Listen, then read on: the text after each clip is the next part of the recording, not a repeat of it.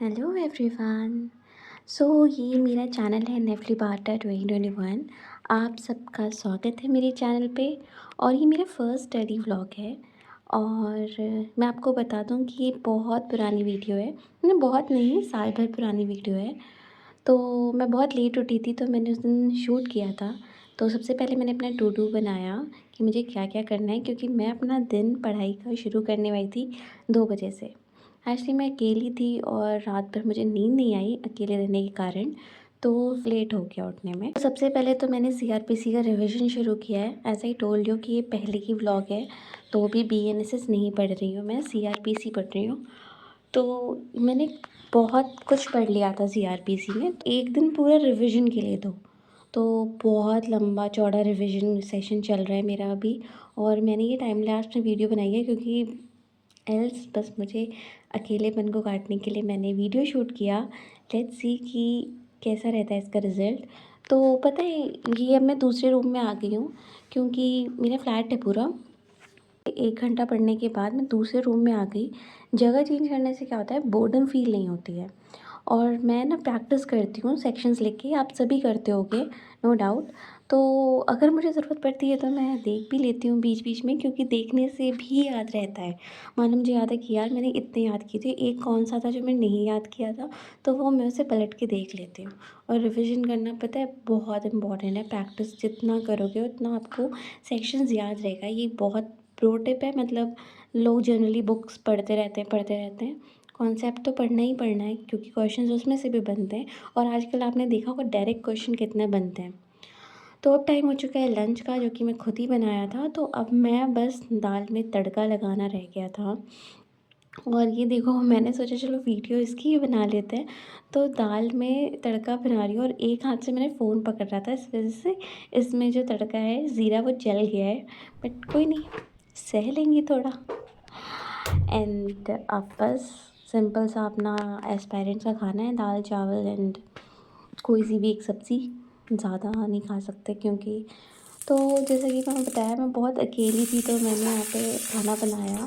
और मैं खाना खाते हुए ना ज़रूर कुछ देखती हूँ, क्योंकि मैं सोचती हूँ कि पूरा दिन आप पढ़ रहे हो तो एंटरटेनमेंट कर रहे हो, तो खाना खाते हुए मैं कुछ एक मूवी लगा लेती हूँ, शॉर्ट फिल्म लगा लेती हूँ, या कुछ भी एंटरटेनमेंट का देखो। ज़रूरी नहीं कि आप उस टाइम पे भी आप पढ़ाई का ही देखो। ये मेरा पीओवी है, बाकी हर किसी का अपना अपना होता है। तो मैं इस टाइम कोई भी एक शॉर्ट मूवी 1 डेढ़ घंटे की ज़रूर से देखती हूँ। तो मैं यहाँ पे मूवी देखने के बाद अब खाना खाया है, चावल खाए हैं, तो ऑब्वियसली नींद बहुत आने वाली है। तो मैं वैसे धीरे धीरे मैंने कम ही करा है खाना। तो मैं राइटिंग वर्क करती हूँ। इससे क्या होता है, जब आप राइटिंग करते हो ना, तो आप मतलब आपकी आंखें ऐसे बंद नहीं होती, नींद नहीं आती। क्यों? क्योंकि फोकस का काम उस तरह का नहीं है। आप लिखते हुए आपका हाथ एंगेज रहता है, माइंड एंगेज रहता है। और जब सिर्फ रीड करते हो, आप पढ़ते हो या कोई चीज़ मेमोराइज़ करते हो, तो वो धीरे धीरे ना आइज़ मतलब बंद होने लगती है। मेरे साथ ऐसा होता है कि ब्लर होने लगती है चीज़ें। तो मैं हमेशा कोशिश करती हूँ खाना खाने के बाद मैं कोई रिटन वर्क करूँ, मतलब जैसे आंसर राइटिंग कर लिया। वैसे आंसर राइटिंग मैं बहुत कम कर रही हूँ, अभी मुझे शुरू करना है, क्योंकि मैंने अभी तक किया नहीं है। और मैं धीरे धीरे, अगर मैंने व्लॉग कंटिन्यू किया तो मैं आपको सब कुछ बताऊँगी, कैसे पढ़ रही हूँ मैं और कितनी टाइम से मैं तैयारी कर रही हूँ। बहुत कुछ बताने को है। एनीवेज़, यहाँ पे मैं आंसर्स पहले सर्च करती हूँ, उसके बाद ही मैं लिखना शुरू करती हूँ। तो बहुत थोड़ी सी देर लिख लिया, लिखते-लिखते बस यहाँ पे सीआरपीसी पढ़ रही थी मैं, तो मैंने सीआरपीसी के ही क्वेश्चंस उठाए थे, ताकि इससे ये रहता है कि मान लो आप कोई चीज़ पढ़ रहे हो, तो उसी का आप आंसर्स लिखो, तो आपका कॉन्सेप्ट क्लियर हो जाता है। क्योंकि पहले क्या होता था, कभी-कभी सिर्फ़ मैं ब बेरेक्स ही पढ़े मैंने कुछ साल, और मैंने आंसर राइटिंग करी ही नहीं। आंसर राइटिंग मैं अभी भी नहीं करती हूँ, मैंने 1-2 दिन करी थी, तो मतलब कुछ टाइम करी थी। फिर उसके बाद कॉफ़ी ब्रेक एक्चुअली बहुत ज़रूरी होता है। शाम में पता नहीं क्यों मुझे भूख लगती है और कुछ खाना-पीना ज़रूरी होता है। मैं ना खा पाऊँ तो मेरा मन नहीं भरता। इसके बाद मैंने पॉलिटी उठा ली।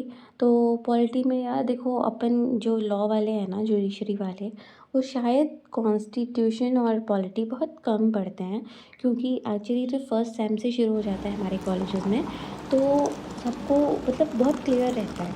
तो मैंने एक शॉर्ट आंसर्स बनाने की कोशिश करी है, शॉर्ट नोट्स टाइप सा, ताकि मैंने सोचा लक्ष्मीकांत भी पढ़ लेते हैं, क्योंकि इससे आपका कॉन्सेप्ट क्लियर हो जाता है। और भाई इससे बाहर तो क्वेश्चन आने वाला नहीं है ना। तो क्योंकि अपने पास क्या है, जीएस में भी पॉलिटी पूछते हैं और आपका लॉ में भी कॉन्स्टिट्यूशन करके पूछते हैं केसेस के बेस पे।